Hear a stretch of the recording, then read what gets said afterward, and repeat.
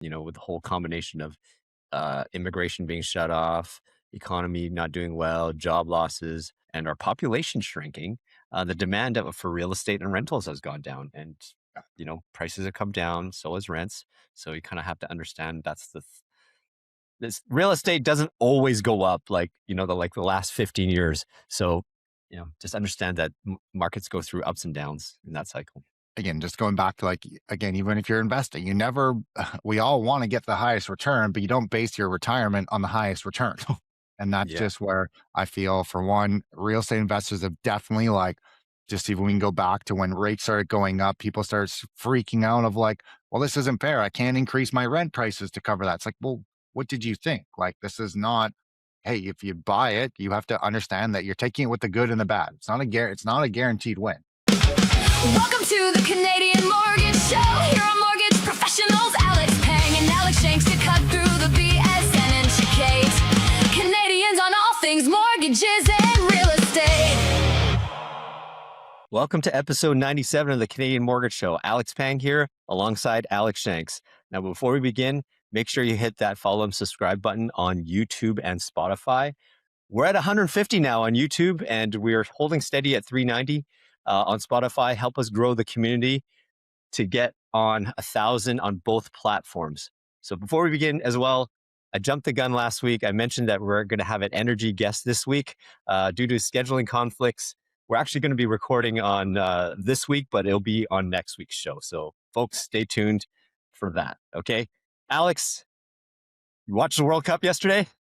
I gotta watch most of it. Didn't get to see all of it. I mean, obviously saw the end and everything. I mean, I think it was pretty fun. If you're cheering for Spain, obviously it's fun, but if you were cheering for Argentina, wouldn't have been the funnest game that way.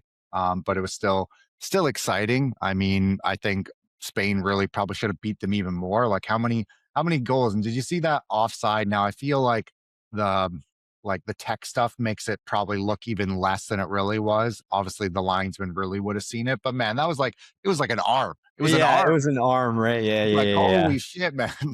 Yeah, basically their goalie, is it Emiliano Martinez? He basically saved Argentina's bacon.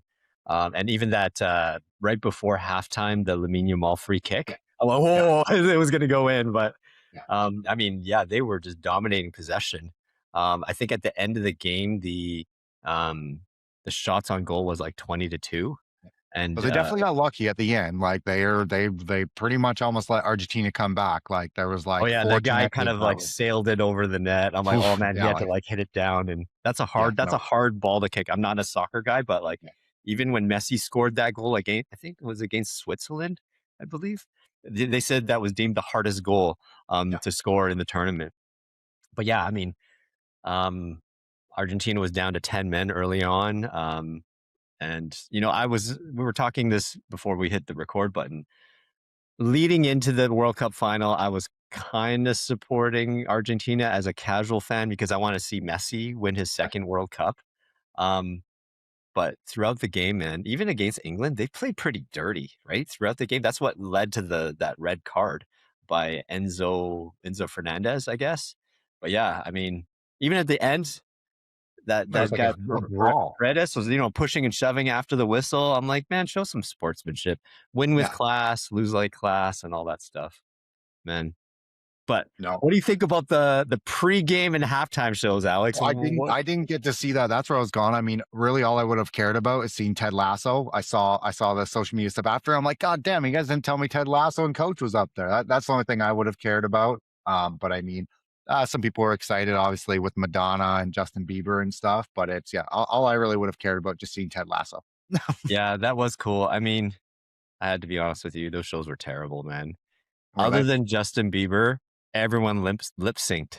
I'm like, what happened to the days of them using their own voices? And like, of course, it's not going to be perfect, but I think the whole World Cup, because it's hosted in the States, They They tried to tried to modernize American, it. yeah, they tried to Americanize it, and I mean, even Wayne Rooney said that was the worst ever. The best part of it is when it ended. Yeah. That's So again, I honestly, I mean, even at like the Super Bowl and stuff, like I don't love the halftime. It's not, I mean, some people just love it. It's the best thing in the world. I've never loved, they're not my favorite things anyways. And so that's where when it was going, I was like, I don't really give a shit. I'm just going to keep working. yeah, I mean, I think for the Super Bowl, the reason why they have the halftime show is to bring in the casual fans. Like Totally. Yep. like us sports guys will watch it regardless, but Yeah. it's sorry to be, gender specific, but it's the wives and girlfriends that come in just to watch, Yeah. oh, hey, whatever it is, Michael Jackson, Prince. My favorite halftime show was Bruno Mars. The year that Seahawks won the first Super Bowl, 2013, that was amazing. Um, but yeah, like even the weekend, Usher, Katy Perry, all that, they did better jobs because it was a big thing. But this one was terrible, man. Defense got to do away with this one. But another funny thing, when Trump was there to hand out the gold medals, and some of the players, respectfully, they didn't shake his hand or they just kind of walked by. But he didn't get out of the way when Spain was ready to lift the trophy. Everyone's Yeah. like, "Will you just get out of the way?" And the FIFA president was trying to like pull him away so that they could celebrate. So But yeah, I mean, it's so funny how we're talking like when we talked about the World Series and everything. Like this is the World Cup. We got to do away from the World Series again. It's just the American series. Like this is actually a World Cup. Every country's involved in everything if they obviously can make it. And again, that's why why should Trump be front and center? It's not about him. they didn't even need to play the American national anthem too. Yes, the countries are participating, the Spain and Argentina national anthem. We didn't play the Canadian national anthem whenever, like when we hosted the seven round robin games of the FIFA games. So like, I know this is the whole ethnocentric America's the best kind of thing. But let's segue into a different thing. I was telling Alex before hitting record here, my X account got suspended, folks. You I don't did know something why. bad, man. You commented on somebody's post. Did you say something to Elon Musk or did you say something to Trump and that he didn't like it? Oh, I did not say anything. I am the most vanilla. I don't say anything politically because I know, like, we're in the public eye, and we have our opinions about certain things. But yeah, I did not do anything. Apparently, X or Twitter thinks I'm a bot or AI account and shut me down. I'm like, what in the world? I haven't done it. Only thing we posted is our podcast promo clips on a regular basis. And I follow some accounts, I comment on certain things. I'm a verified user. I've been trying to get my account reinstated, but they're like, no, no. Like, so I'm gonna keep trying. So folks, if you've had your X account suspended or if you're still on X or Twitter, please let me know how to get my account Yeah, reinstated. I'm like, I and use like you this. said, you paid for the blue check mark Yes, too. I paid for the blue check Not mark just just to get taking money verified. from you. Yeah, I know. So I think I don't I'm gonna need to cancel that until I get my account reinstated. But hey, we have a big show. Alex, you want to lead us off? Yeah, I mean, again, I feel like this would be a great blooper. And again, we're talking about the Bank of Canada. I'd love to see how many times in the last 4 years I've had to say that. Well, hey, Bank Canada met last week and there was no changes. So funny the amount of people that like hear on the news and they're like, "Oh my God, the Bank of Canada's going. Should I switch from my variable to fixed?" I'm like, when people ask me, I'm like, "Well, we talked about this. I said I don't think you should even be in a variable rate because of everything you're telling me."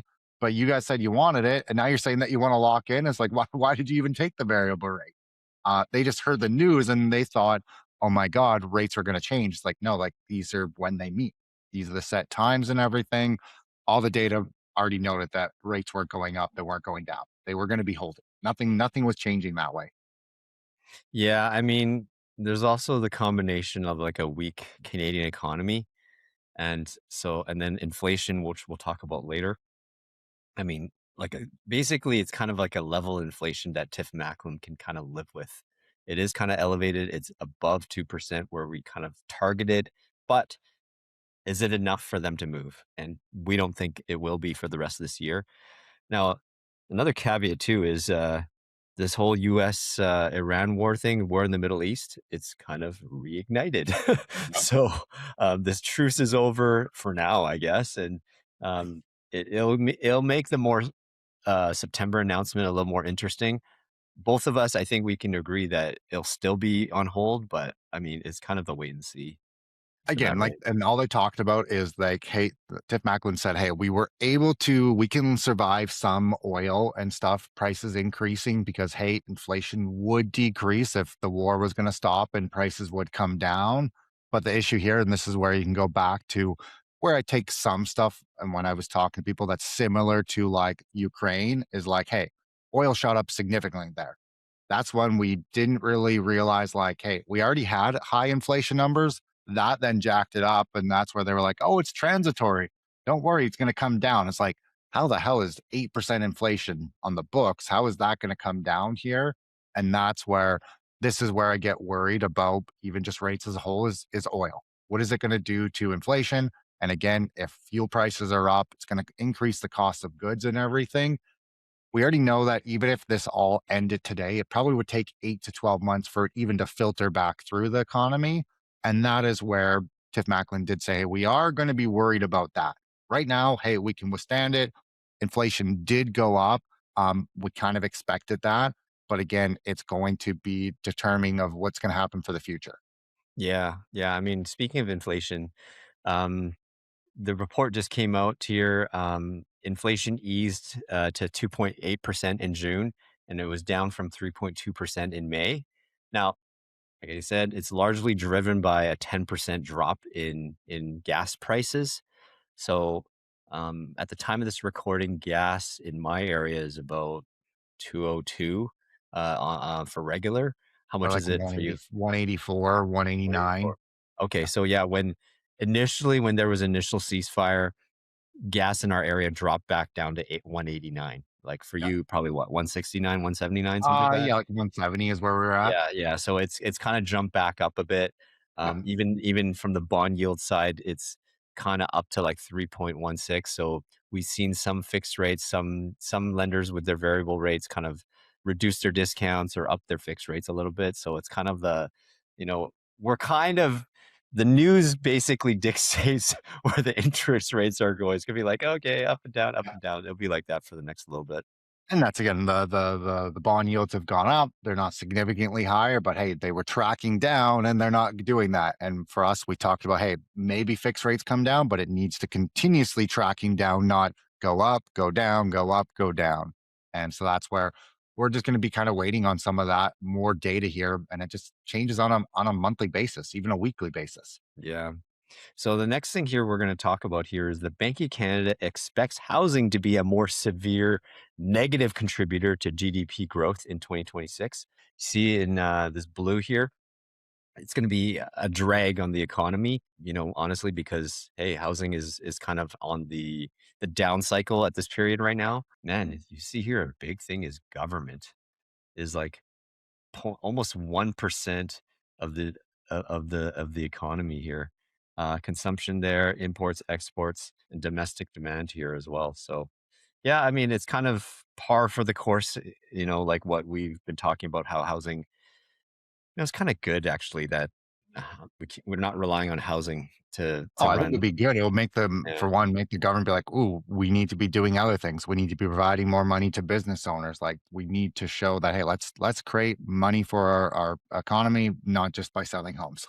yeah, and you know what? And I tease this again, but the fact that all these energy projects are announced, and hopefully it's not just announcements, actually, breaking ground and things happening, will go a long way towards that. So our guest next week will definitely talk about that. This is not a tease, but we're actually going to do this. On that, when we have here is like 218,000 rental units under construction across Canada in quarter two. Now, I would put large portion of these are probably out towards Alberta, is where a lot of these are, which again, I've been seeing, and I think it's great for tenants. It's not going to be good for investors. Like it is, people have a lot of places that it's even taken them 8 months to even fill their rentals actually. And that is where here of, hey, we've talked about even when we talked the other week there with Brent Ogdenson, it's like, hey, we're gonna have the supply. Like we have all this supply now. Let's go back to the rental. And the problem is we don't keep building these in the right way. It's just gonna get topped up, and then we're gonna run out of investors. And then it's gonna be like, hey, we now have no any rentals to provide because we can't even build them anymore. Yeah, and then the important thing is that the developers are they build the right supply, not these dog crate condos in the sky that no one wants to live in. It's the ones that like the missing middle, the townhouses, the semis, the 3 bedroom, 1,200 square feet for starter homes. That's things that people buy. Yeah, of course, it's not the best use of the land, but um, yeah, it's just, give people what they want, essentially. Now, speaking of rentals, I have some good news to report. We finally found a renter for our basement. Nice. And yeah, it took a while. So at the end, so yeah, I mean, I don't want to jinx it, but it's going to happen. But we're renting it out for 1350. We found a renter. He's going to come in August the 1st. And so yeah, we had 2 months of vacancy, which is the first time we've had vacancy like this 15 years of living here. But it's kind of a sign of the times. Um, I said this before. At the peak, we were renting it out for 1,600. We can't command that today. Um, we had to drop it, and 1350 is kind of like where that sweet spot is for now. So we are Which okay with again, I that. think it's a great thing for tenants, like people that need rentals. Like these are all pros there. If you own a home and you budget of like, hey, I need $1,600 to be able to like afford my stuff. Well, that's a scary point. But that's where it's like adjusting people's budgets to make sure, like, hey, whenever I look at even using like rental income to help someone, it's like, hey, yeah, we know that you could get $1,800 today, but let's pretend it's 1,400. Like, what do you mean? I'm like, well, hey, what if rents go down? What if you have to change it? Like, let's not base your budget on a higher number. 100%, 100%. So you got to account for vacancy as well. Like up until let's say this year, the last couple of years, you can count on your rent, like your place to be rented like 99% of the time. Well, I mean, it's come off the top now with with the whole combination of immigration being shut off, economy not doing well, job losses, and our population shrinking.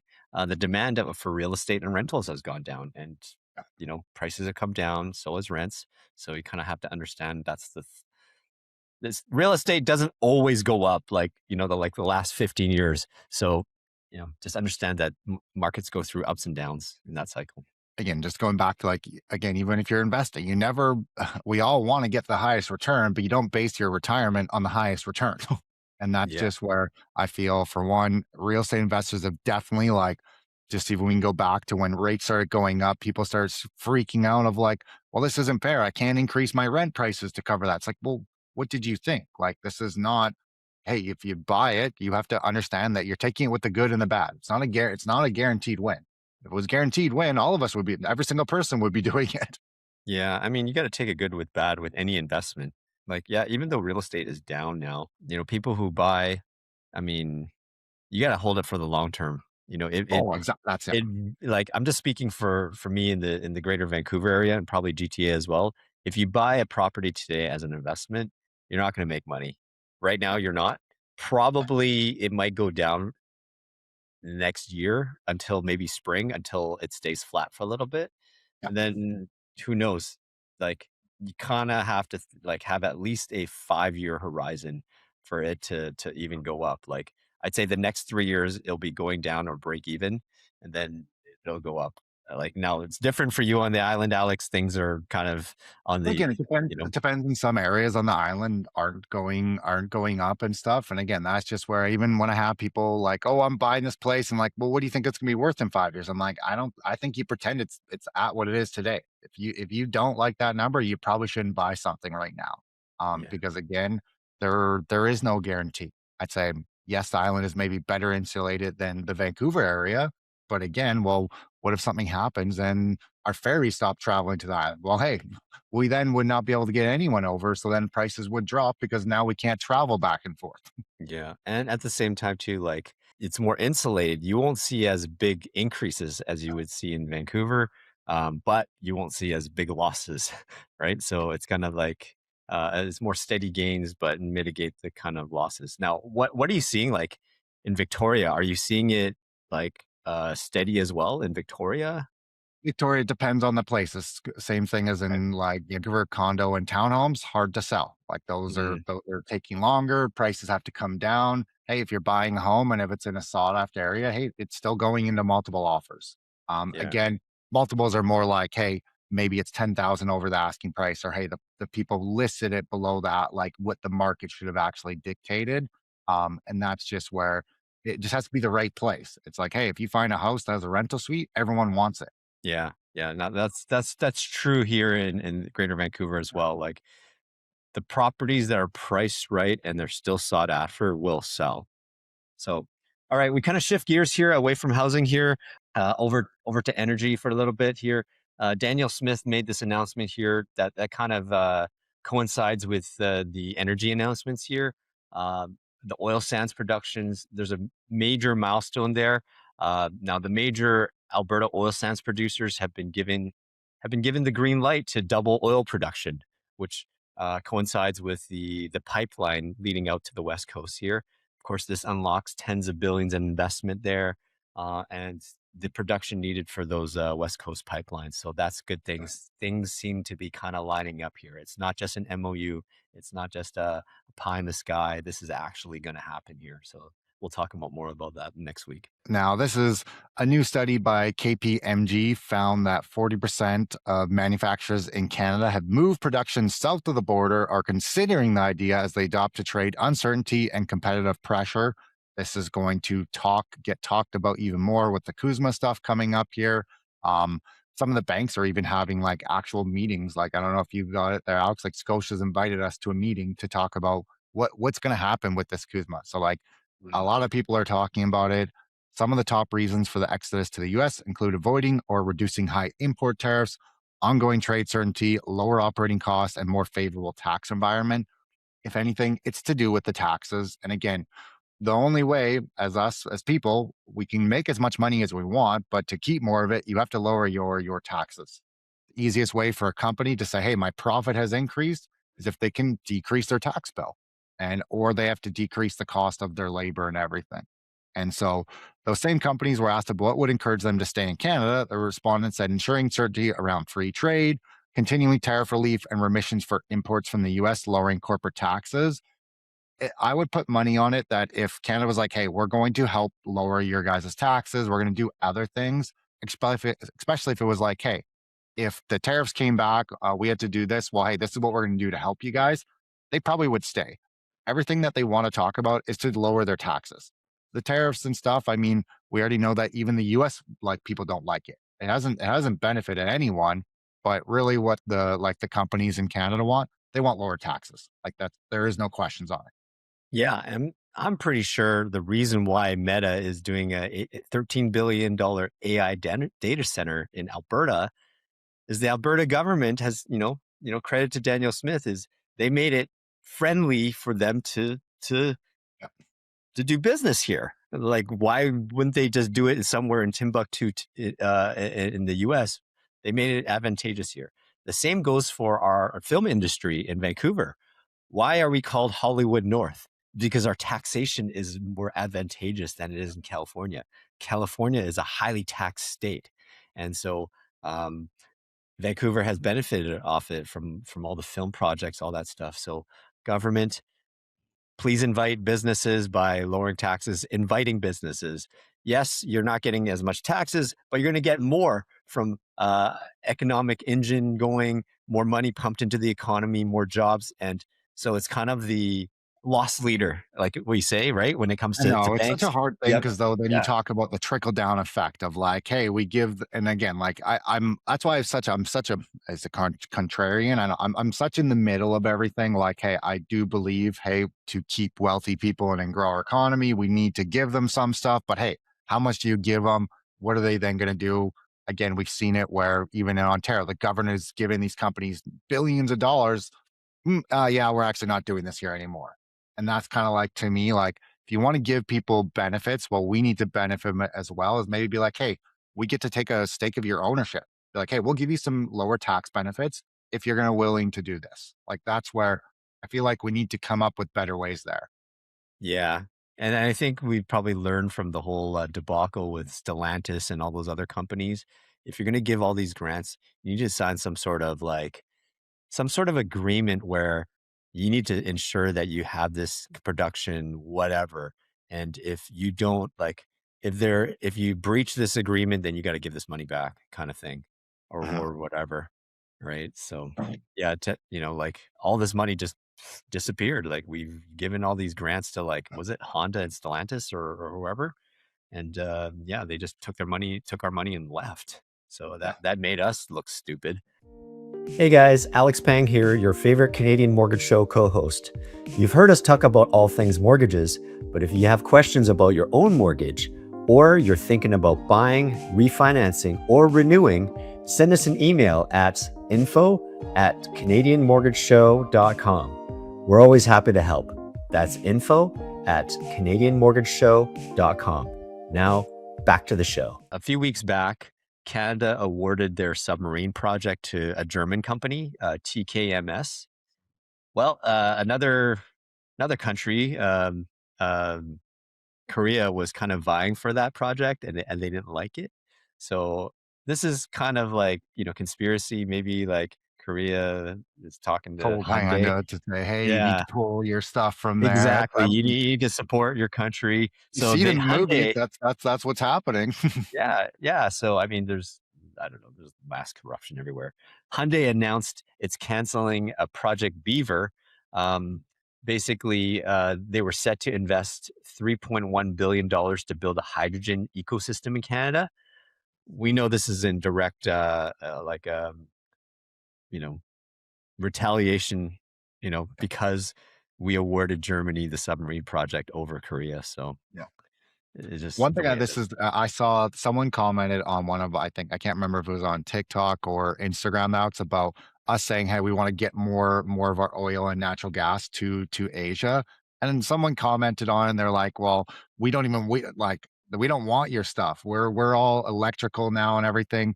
The thing I laugh about that is I don't think that person even realizes how much coal China uses, and that's what they're trying to get rid of. Hey, yes, you're running on electricity, but you need to power that electricity from somewhere. Like it's just so funny the way that people think and be like, oh, we don't want your natural gas and oil from Canada. It's like, okay, well, you'll keep burning coal and just destroy your environment. So was that person saying we don't want stuff He's from saying Asia that like here? from Canada says that we don't need it. We're all electrical now. And it's like I don't think he even understands how energy works. Yeah, that's true. And you know what? Like, as much as people like some countries want to keep there's a lot of free trade. I mean, we rely a lot of the Asian products too. Like, hey man, how are all this stuff that's cheap that we can get from Temu or Shein? They're all from China. All these cheap stuff that you get from Amazon, like, and the good vehicles that we get, the Hondas, the Toyotas, they're Japanese. So I mean, there's a lot of good stuff here. Like I'm jumping the gun here on agenda. Our first wave of Chinese EVs have arrived in Canada, but they come with a huge price tag. So Lotus shipped its first Electra EVs to Canada under the whole Canada China deal that's signed in January. It is a premium SUV and it's made in Wuhan. Chinese owned, Chinese built EV. Um, the high-end vehicle starts at $119,000 and the fully loaded model sells for $159,000. Now, But is that actually, we're having to look at some new vehicles ourselves here, Alex. I mean, if you're looking at brand new SUVs and stuff, I mean, the 100K starting point is like the new freaking starting point. But again, I mean, hey, I wonder again, is there some, obviously the government and like, let's talk about all of our manufacturers here. They're like, hey, you can't bring in these cheap vehicles here because then no one's going to buy our vehicles. And so that where they're like, oh, hey, bring in the more expensive ones because obviously it's not going to destroy the demand on other vehicles. well, speaking of which, another Chinese EV was confirmed to ship to Canada. It's called Dongfeng. They Yep. shipped 2,400 EVs to Canada, and they've been listed for under 35K. So my wife Yeah. was telling me on social, people were making fun of them, like, "Oh, hey, uh, got a little small dong, you got the big dong there, and I think the rumor around was that they were really like only commuter cars, that they were limited in speed, like to like 90K an hour or 110 or something like that, or their battery capacity, their mileage is not big. It's only like 100K or something like that, which is fine if you live in the major cities. You're only using it to commute. Um, but like even my wife and I were talking, like if we were to ever get an EV, we would still want a gas vehicle if we ever did road trips, especially like being in Canada, our landmass is very vast. We're not in like Europe or parts in the States or even Asia where everything is so close congested, like EVs are fine. Sometimes if we do road trips, we need a gas vehicle. Like, Yeah. and I know some of you out there who have EVs, who have Teslas, who have done road trips, and you Yeah, have you to have to kind of map out your charging. plan. Yeah, I'm Yeah. not. I will. I'm again. It's the pricing point starts to make sense again to have an EV and a gas vehicle because like the cost of fuel is going up so much. Like we had at least an EV in 2021 and it worked out great. We got it where all the rebates were still there before prices went up, so it worked out perfect. We then got another vehicle and we're like, it doesn't make sense in 2024. The cost difference did not map out. Where now it's like, ooh, maybe we do go back to maybe having one EV vehicle and one gas vehicle right now because the numbers are starting to work out. But I'll never have a EV vehicle without a few vehicles. Yeah. And I mean, like, if you think about it, an EV vehicle is basically like a cell phone.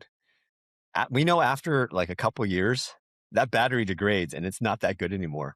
But the funny thing actually on that, Alex, like it actually is not degrading at the paces that everyone thought. Like even if you look at Tesla vehicles and stuff, like their batteries, if a battery's really shot, well, hey, it has to be replaced. But like the batteries are actually lasting a lot longer than I think for one who was it maybe the old like the actual get like the vehicle manufacturers trying to like shit on them saying, hey, this is gonna destroy it. It actually is like all the stuff out there is actually lasting a lot longer. Okay. Yeah.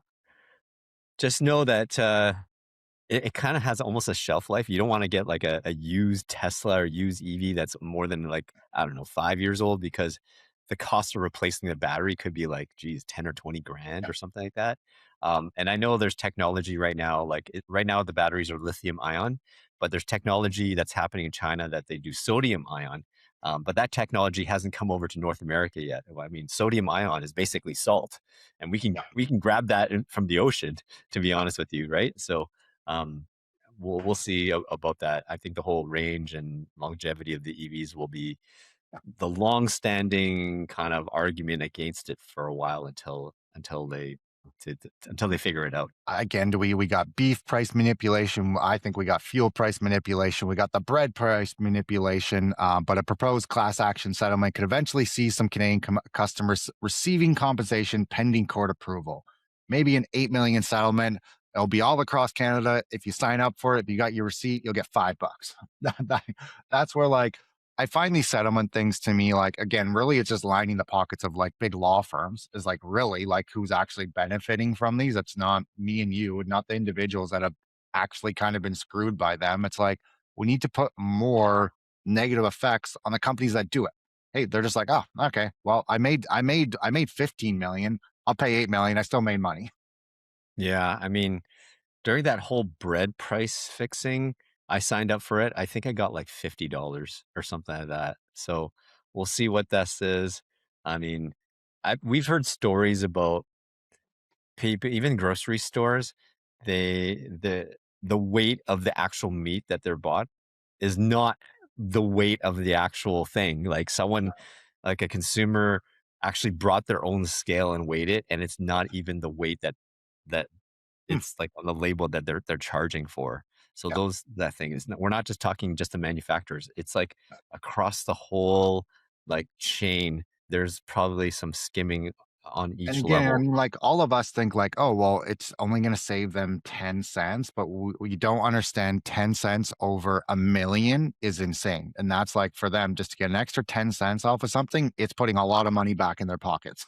Yeah, yeah. So we'll see about that. We'll see how this settles. It's still in the early phases. Um, yeah, I saw this on the social. I'm like, I thought we'd talk about it as well. So I mean, hey, we've we talked about job losses. I mean, the media has seen some job losses, and we've kind of long thought that, like, I'm a huge sports radio guy, but radio, even like news radio and sports radio, is kind of a dying thing because people are going more towards social media, more Podcast. towards podcasts, right? Ourselves, yes.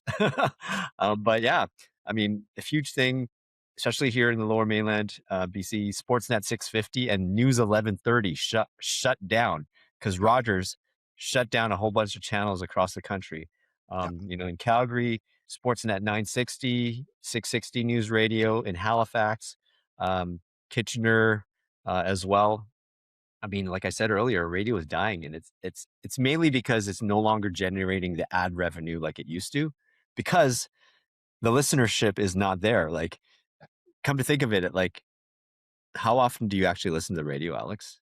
I haven't listened to the radio in probably 5 years. I Yeah. tried to listen to it yesterday on my boat because I didn't have my phone and I just couldn't get it wasn't working, and I'm like, "All right, this is why I never listen to the radio anymore."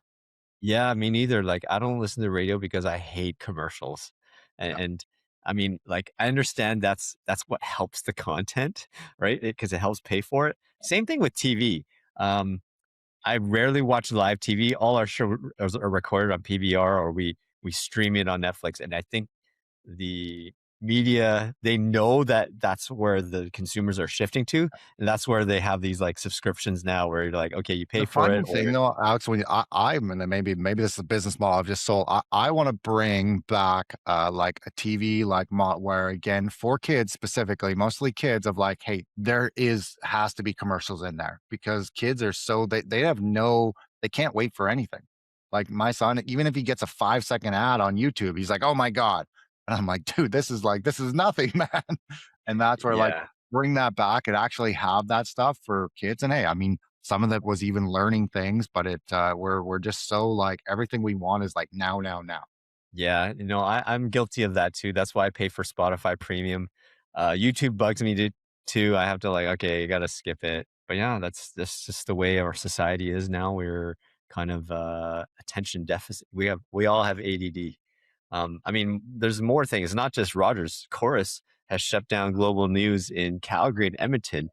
So you hear us on the West Coast always shitting on we don't like Toronto. These are kind of like the evidence that's backing it up. It's like you don't hear these things happening in Toronto because hey, it's the center of the universe, and Yeah. like there's other parts of the country that needs to be talked about as well. And this is not helping that narrative there. Now this is we're getting into some real estate stuff here. BC has moved to seize more than 11 million in real estate from a longtime gangster. Garangda Dow, a longtime Lower Mainland gangster, charged in the U.S. with facilitating an India-based national crime syndicate, and a claim built on years of suspicious transaction reports filed by Canadian banks to FinTrack, and on parallel RCMP investigations that shadowed the FBI's Operation Hardball. Now, again, the first thing I read from this, Alex, is multiple and claim built on years of suspicious transaction records filed by Canadian banks. How are they allowed to get through it multiple times? If me and you got one claim through FinTrack, even we would be done for like instantly. And that's where the banks, they're seeing millions of dollars come in. They're like, do I want to talk about this or should I just keep getting this money put into my bank? Yeah, exactly. It's like same thing with CRA. Like they'll go after the little guys because they know that we'll cower to it, but they won't go after the big corporations Yeah. for back taxes and all that stuff because they have lawyers and legal and all that stuff. So I mean, Dio is charged in California with aiding the India-based Bag One Pura gang, according to U.S. indictments, by purchasing bulk quantities of cocaine and heroin that were to be shipped from Southern Cal to the Eastern U.S. Now, the RCMP said that Dio was arrested in France on July the 7th, the day after the LA announcement, and he's in custody, awaiting extradition to the U.S. Now, before this indictment unsealed, Dio transferred Surrey property assets to his sister and brother-in-law for $1 and quote natural love and affection. So he was trying to Yeah. uncleave himself from Exactly. assets to be seized, Yeah. but BC has moved to go against it for a long time seizure there. So we're going into a kind of more compliance stuff here. So there's some fines that are happening. A BC mortgage broker continued arranging mortgages for nearly a year after losing her registration and has been hit with $55,000 in penalties. Now, That's but the that's like max. the reason why this isn't someone that like she's super silly like for what she did, but she wasn't specifically trying to do anything illegal. She was just very, I'm guessing, very very lazy here. When you're Yeah. doing mortgages, you have to be licensed under another brokerage or you have to have your own. Her company, Centum Mortgage Solutions, closed, terminated their brokerage license. PCFSA notified her and said, "Hey, you are no longer registered. You need to connect with your new brokerage." She didn't do that, and that's where she kept arranging mortgages after that. Yeah, yeah. So Harvinder Makar there. So yeah, despite being notified, she, yeah, that's it's kind of dumb to be honest. Like, like maybe she's just too lazy or didn't want to, and you're like, oh, I don't have to split the fees, whatever. I'll just get paid directly. Um, she continued to arrange mortgages and hold herself out as a mortgage broker until December 2023. So a total period of 11 months. Yeah. So during that time, she arranged 10 mortgages, collected 61,000 in fees. So I mean, during this time, these are all private mortgages. Like, there's no way you could do it through like an A lender or B lender because you need to be attached to a brokerage. Um, which kind of leads me to believe too, the lawyer also is kind of knows about it and paid her directly. Well, that's the And thing. Is a lot of these like that's why like I saw a couple people talk about this is like there's a lot of layers of where this was missed. Like it starts with her. Like that is the bucket, and she is the one that should have done this. But like there's been multiple other things. It's like, well, how didn't this not get caught in other ways? yeah, yeah, exactly. So that was, it's not even fraud. It was just being dumb. So basically, all the business she did during the 2011 months, she just had to pay back in fines. So we'll see how that goes here. So another thing here, there's been a regulation fine by RBC. They were ordered to pay 4.25 million penalty for a consumer violation. So the Financial Consumer Agency of Canada, FCAC, said RBC violated a consumer provision by failing to transfer credits from deactivated credit card accounts to customers' new accounts. Yeah. So RBC deactivated and migrated customer credit cards to a new one, and then fraud was reported. So between 2001 and 2024, a total of 220, just under 228,000 accounts were impacted by the violation, according to the federal agency. Now, according to the summary, the accounts were affected by statements that contained inaccurate information on the amounts credited or charged, including interest rates and which dates credited amounts were posted to the accounts. So as a result, RBC transferred and refunded $22.4 million. So RBC also made a charitable donation of 299,000 for the customers that could not be located. So the FCAC said the root cause of the violation was inadequate and ineffective control and oversight procedures and operational challenges with processes and proper reporting. Yeah, and again, hey, you mess up over a year, maybe you're like, "Ah, okay, I'm gonna fix it." You're talking at like 23 years, like it's okay. There's issues here that you weren't actually looking at stuff correctly. Yeah, I mean, most of the time too, like where we have things where we have to, oftentimes where we, let's say, refinance our mortgage, like I did that. We were told that we need to close out a credit, like pay off and close. Okay, fine. Oftentimes, what I have to do is that credit card has points. I'm like, shoot, I need to redeem these before these go on. And sometimes not like oftentimes people don't do that. And my thinking was, you know what, if you use it or lose it, like if it's gone, then it doesn't get transferred. But I guess RBC should have had to have moved it to another account if it was starting up. So Yeah, um, again, especially if another was kind of starting up, and that's where it's again like the points, like it is if people ever listen online, like points are, hey, if you use it properly, it can be a great tool, but it is just a straight selling tool. They're just saying, look at this. If you spend $1, we'll give you 25 cents. They know that 95% of the population don't use it correctly, and that's how they get rich off of it. oh yeah, and they know that majority of people carry balances on their card, They Yeah. make money on the interest, and um, yeah, and then like these things with all these incentives and points, you're essentially paying for it, Oh, right? exactly. Yep. If you are really good with your like you use your card, you pay it off every month, great. It's great for you. You have to be disciplined, but they know statistically majority of people are not, and that's how they benefit off of it. So yeah, we have a few items before we wrap this up, right, Alex? Yeah, I mean, we talked a little bit about it, but with the US stuff going on here, obviously we know that Kuzma has not been renewed. It's in the talks. Is it going to be renewed this year? I believe it's not going to happen. They're saying the US wants to opt for annual reviews for up to 10 years until 2036. And I mean, in all honesty, really we just have to wait until Donald Trump is gone. Like Yeah. that's really the thing that needs to happen here. It's our communications have always been better than they are right now. And again, even some of the stuff here, like I've seen some people upset. Like we have, I don't know about, I don't fully know the bridge in Ontario that pretty much between US and Ontario. Well, I think Canada funded most of all of it. Now they're giving a discount for the US to be able to use it, but then US is doing this stuff, and then everyone's saying, "Oh, we should close that bridge on them." Again, we have to remember this is not that every single person in the US. Where we are, us as the citizens, like this is not us doing it to each other. It's like people really need to understand that. Don't be screaming at US saying, "I hate all of you," when it's not all of them. It's the select few, and even in our country, that are making decisions without even us being really part of it. Yeah, it's the is it the Gordie Howe Bridge or something like that? I That's what I think so, heard, yeah. right? Yeah. Yeah, so I mean, even this whole like World Cup I've been seeing on social, it pretty much brought world peace during that time where a lot of people from Europe or wherever traveled to the States to watch their home country. At first, they were all scared because of what they hear from mainstream media and the news being like, oh, it's a terrible place. It's not, right? Yeah. It's just the leader most people don't like. They were saying like, "Hey, it was beautiful. I can't wait to come back because it's great here."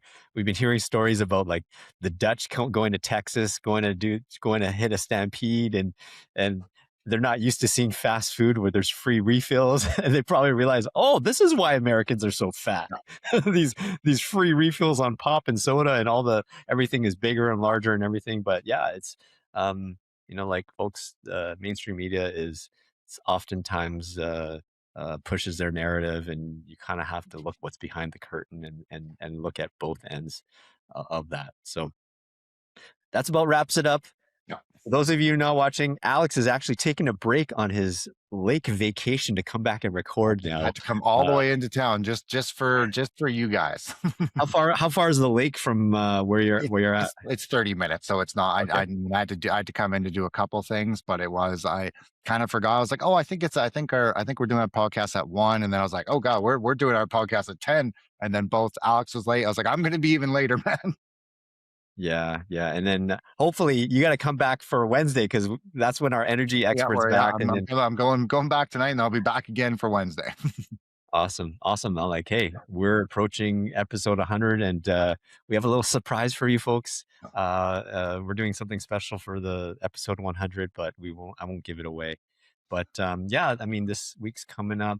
Now that the World Cup's over, now it's like, oh, I guess we, I guess we should just enjoy the summer now. And Yeah, I um, mean, I've started some fantasy football leagues. We do some really slow drafts and everything. So I've gotten to start some of that a little bit, get myself a bit excited for the football season that way. oh, and you know what? I mentioned with Alex offline. I think it's time to replace this Quinn Hughes. I mean, like, I know. yeah, he was a great player for us, but he's gone now. Yeah. I originally was gonna do Marshawn Lynch, but folks, what do you think? Erling Holland? I'm like, Erling Holland, Norway? I'd be like totally down. Erling Holland, Norway, or Man Exactly. City. So if you guys listen to this, if you guys are still listening to this episode, send us a message.